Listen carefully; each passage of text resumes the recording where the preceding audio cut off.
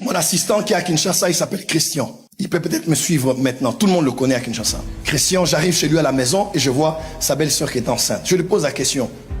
Quel est le sexe de l'enfant? Il dit non, c'est une fille, je crois. J'ai dit, tu veux une fille? Elle dit, bon, je voulais un garçon. J'ai dit, d'accord, on va changer le sexe de l'enfant maintenant. À la maison, c'est... Lorsque Dieu avait créé l'homme, Dieu avait dit, multipliez-vous, soyez féconds et remplissez le monde. Dieu nous avait ordonné de nous remplir, de multiplier le monde. Mais je suis étonné que certains d'entre vous, de vos prophètes, peuvent changer les sexes des enfants dans le ventre. C'est bizarre. Mes chers amis, bienvenue dans votre émission Entre nous. Ici, nous disons la vérité aux vrais pasteurs, mais nous encourageons aussi les froids à se repentir, afin de connaître la vérité. Pour commencer, je vous dis générique. Pengouin pasteur, pengouin pasteur, pengouin pasteur. Il lave nos mamans, pengouin pasteur. Bonjour. Dans votre émission aujourd'hui, je vous apporte deux vidéos. Une vidéo d'un pasteur qui est cohérent et l'autre vidéo d'un pseudo-prophète dont je vais conseiller aujourd'hui. La première vidéo nous amène à suivre le témoignage de Sexy Boy. Écoutez ce que Sexy Boy va dire et nous revenons. Écoutez. Mon assistant qui est à Kinshasa, il s'appelle Christian. Il peut peut-être me suivre maintenant. Tout le monde le connaît à Kinshasa. Christian, j'arrive chez lui à la maison et je vois sa belle-sœur qui est enceinte. Je lui pose la question. Quel est le sexe de l'enfant? Il dit non, c'est une fille, je crois. J'ai dit, tu veux une fille? Elle dit, bon, je voulais un garçon. J'ai dit, d'accord, on va changer le sexe de l'enfant maintenant. À la maison, c'est mon assistant. Je suis arrivé là-bas, j'aime pas prier, j'ai pas jeûné. J'ai dit, on va changer. Parce que je suis prophète. Je suis comme Joseph qui a reçu l'anneau de Pharaon, afin de signer en son nom, afin de poser un cachet en son nom.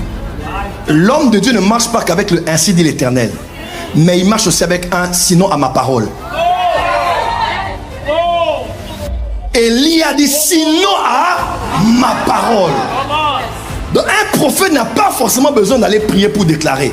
Il peut être là, il veut seulement faire quelque chose et il le fait. Et je dis, madame, on change de sexe de l'enfant maintenant. Je déclare que ce n'est plus une fille, maintenant c'est un garçon. L'échographie avait déjà dit que c'est une fille. Elle retourne là-bas, elle voit l'échographie, on dit ah! On regarde les résultats A. On regarde les résultats B, on dit c'est pas possible. Le sexe de l'enfant a changé. Qui a changé? Il a dit, my father, my father. Je suis prophète de l'Éternel. Ce prophète, Joël Tatou, a dit qu'il a changé le sexe de l'enfant dans le ventre. Il a changé le sexe de l'enfant dans le ventre. Est-ce que ça c'est un vrai miracle? Ou bien il a juste menti? C'est triste que vous, le prophète d'aujourd'hui, vous voulez nous prouver que vous êtes plus grand que Dieu. Vous voulez nous prouver que vous êtes plus fort que Dieu. Dieu qui a décidé qu'un enfant arrive au monde en tant que garçon, toi tu décides que son sexe puisse changer. Parce que toi tu es qui? À force de vouloir prendre la place de Dieu, vous allez vous détruire. Aujourd'hui, je vais parler à Joël Tatou. Si vraiment tu as changé ces sexe de l'enfant, pourquoi tu ne changes pas la misère du Congo? Pourquoi tu ne changes pas la souffrance des Congolais? Pourquoi tu ne changes pas tout ce qui se passe au Congo? Si vraiment tu as été capable de changer le sexe de ces bébés, pourquoi tu ne changes pas les bêtises qui se passent dans ton église? Pourquoi tu ne changes pas la situation du peuple africain? Ces prophètes-là sont juste des prophètes pour nous raconter des bêtises sur la chair, pour nous dire des conneries sur la chair. Mais quand on a besoin d'eux, ils ne sont pas là. Pourquoi tu ne vas pas à l'Est changer la guerre qui est à l'Est en temps de paix? Vous êtes toujours là à nous rencontrer des bêtises, des conneries. Et je sais qu'il y aura des gens qui vont commenter, qui vont m'insulter comme d'habitude. Mais comment un prophète peut s'élever et dire qu'il a changé le sexe d'un enfant dans le ventre? Et il y a des gens qui acclament. Il y a des gens qui pensent que c'est normal. La Bible a dit dans les derniers temps, les gens vont se plaire à écouter des hérésies. Quand tu es homme de Dieu, tu dois quand même mesurer ce que tu dis avec ta bouche. Jusqu'à quand tu vas choquer la francophonie? Jusqu'à quand tu vas continuer à dire des bêtises? Jusqu'à quand tu vas continuer à choquer les gens?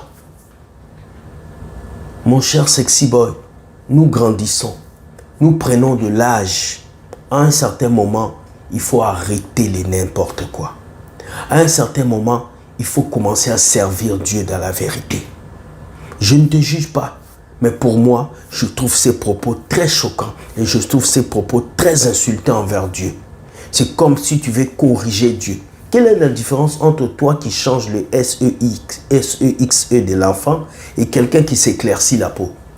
Quelle est la différence entre toi qui change le SEXE d'un enfant et une femme qui va faire le Botox ou le BBL? Il n'y a pas de différence. Alors nos chers prophètes congolais, s'il vous plaît, avant d'ouvrir vos bouches et dire quelque chose en public, réfléchissez. Parce que dans vos familles, il y a des gens qui vivent la même chose. Changez la situation de vos familles. Changez la situation de vos parents. Dans vos propres familles, il y a des sorciers, il y a des mauvaises personnes. Vous ne les changez pas. Mais c'est sur les enfants de Dieu que vous venez faire votre simagrée. Il faut que ça s'arrête. C'est triste. C'est triste, mais regardez ces genres de propos. Et avec ça, vous allez m'insulter. Avec ça, vous allez dire que j'ai dit n'importe quoi. Mes amis, à un moment, il faut respecter Dieu.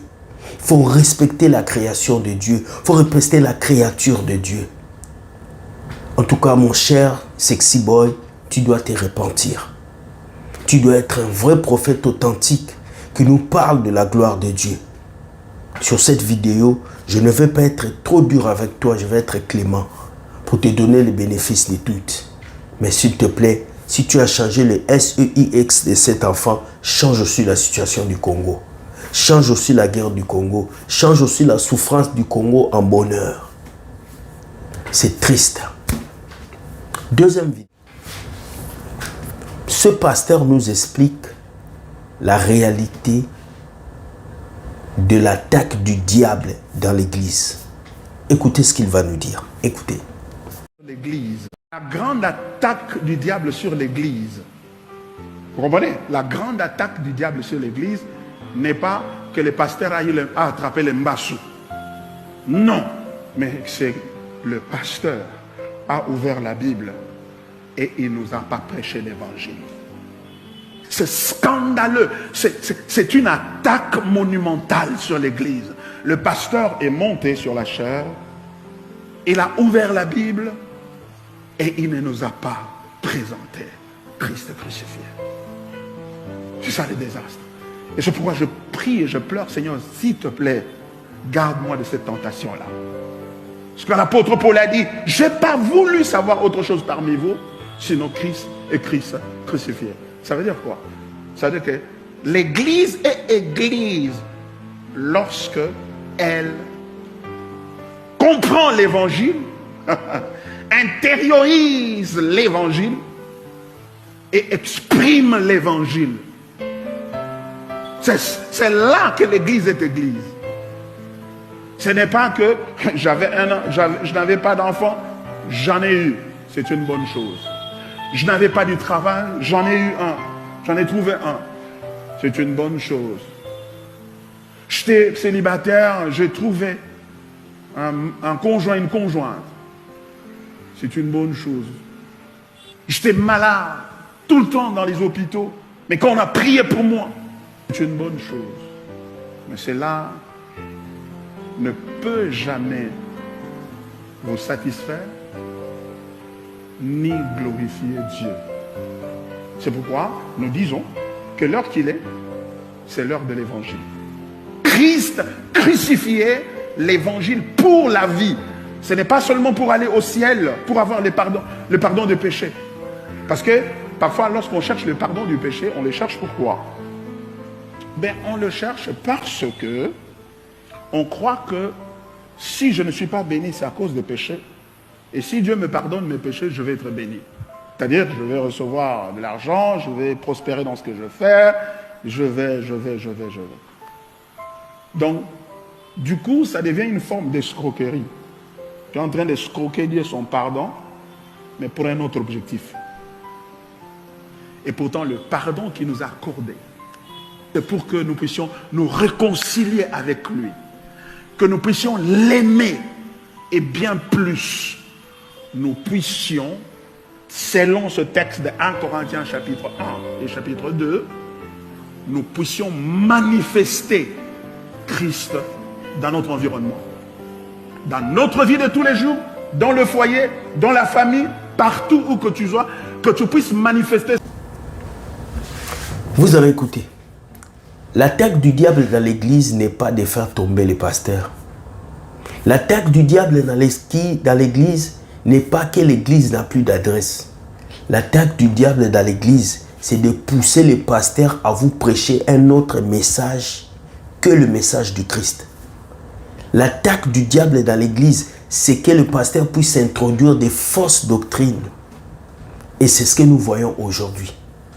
Des pasteurs qui vous prêchent n'importe quoi, des prophètes qui vous prêchent n'importe quoi, et vous vous acclamez. C'est ça l'attaque de l'ennemi dans vos vies. Parce que si l'ennemi arrive à dérouter la saine doctrine de tes yeux, tu deviens un chrétien charnel. Tu commences à aller à l'église pour avoir l'argent, pour avoir une voiture. Mais ce n'est pas ça que Dieu veut d'abord. Dieu veut d'abord ton cœur. Un pasteur qui ne prêche pas l'évangile prêche n'importe quoi. Voilà pourquoi aujourd'hui vous avez des pasteurs motivateurs.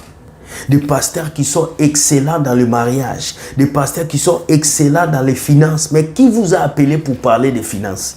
Il y a des banquiers qui sont là. Il y a des conseillers financiers qui sont là. Dieu vous a appelé pour parler de l'éternité. La repentance de cœur. Mais nous voyons aujourd'hui des pasteurs qui sont spécialistes en finances. Qui vous a enseigné ça? Repentez-vous, mes frères. La plus grosse attaque qu'on peut avoir, c'est que le diable puisse introduire dans les églises ces agents du diable qu'on appelle des pasteurs, de prophètes, qui vont venir nous prêcher la prospérité, nous prêcher que les anges sont nos ancêtres, nous prêcher des enseignements des cabales juifs à l'église.